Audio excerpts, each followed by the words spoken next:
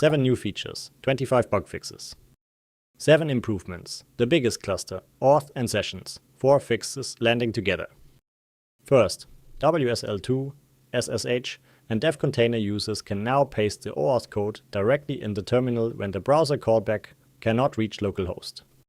Second, OAuth timeouts on slow and IPv6 only connections fixed.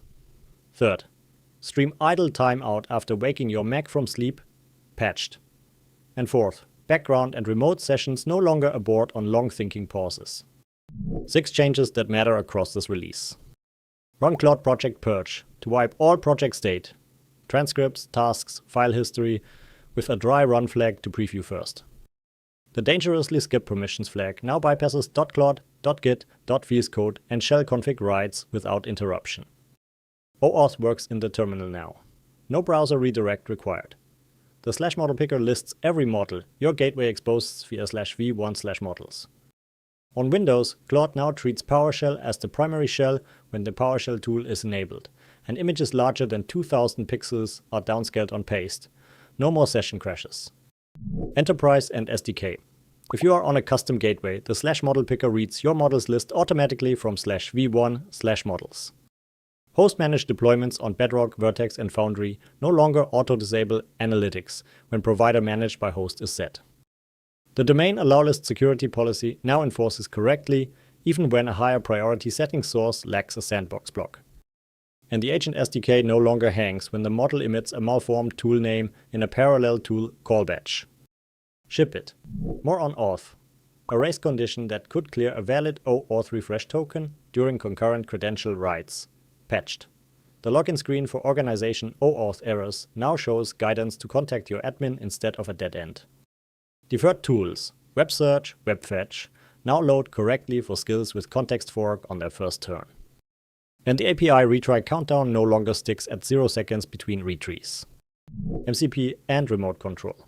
claude.ai MCP connectors were being suppressed by manual servers stuck in needs auth state. That is fixed. Remote control retrieves now show their result on each attempt instead of freezing on connecting. Remote control failure notifications now include the actual error, reason for the initial connection failure. And plan mode tools are now available in interactive sessions launched with the channels flag. Terminal and Windows. Overly fast trackpad scrolling in Cursor and VS Code, versions 1.9.2 through 1.104. Fixed.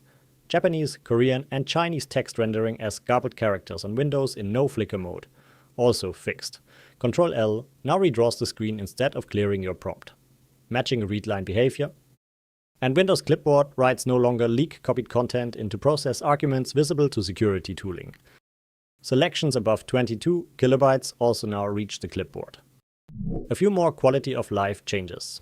In auto mode, the spinner now turns red when a permission check stalls. So you know Claude is waiting, not running.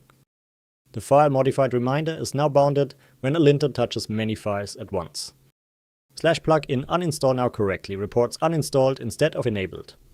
And in PowerShell, a bare double dash, like in git diff ---- file, is no longer misflagged as a stop passing token. To pull every fix from this release, run Claude update. That is it. Drop a like, comment which fix you needed most, and subscribe for the next version. Which one made your day? Tell me below.